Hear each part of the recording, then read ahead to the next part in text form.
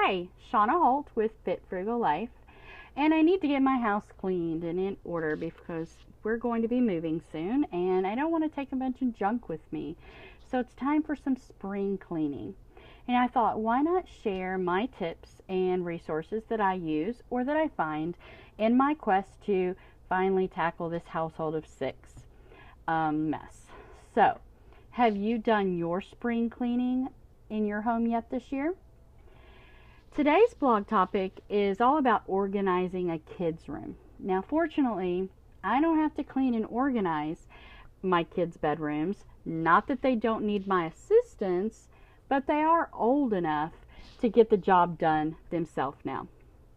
It doesn't mean I didn't research some great ideas for you to use for your kids' rooms, though.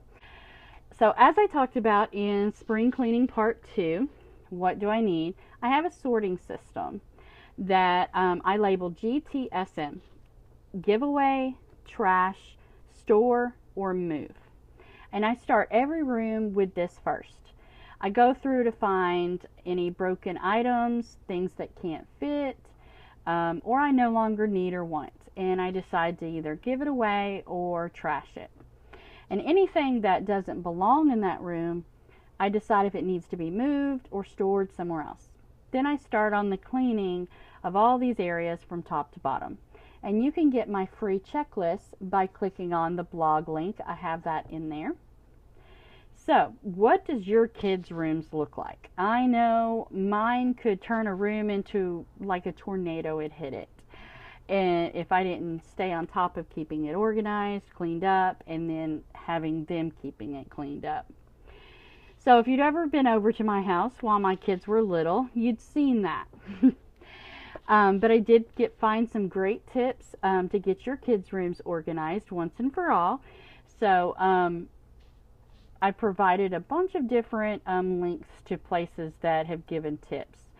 One of them was on organizing toys. Toys were something that took over the kids' bedrooms all the time. So there's 44 toy storage ideas that kids will actually love. And I thought that one was really cool. Especially there was one on organizing cars. If your boys love different cars. My girls, they love stuffed animals, and they would completely take over the bedroom if I let them have stuffed animals. So I always tried to find a corner of the room to hang those hammocks where we could just throw them up, but it's still a little bit messy. So I found a great frugal way to get them up and out of your way, and I posted that in my blog. But if you're like me and you have teenagers that need a little help organizing their room, I found a great website that had 27 ways to organize a teen's life. And most of it is just the bedroom.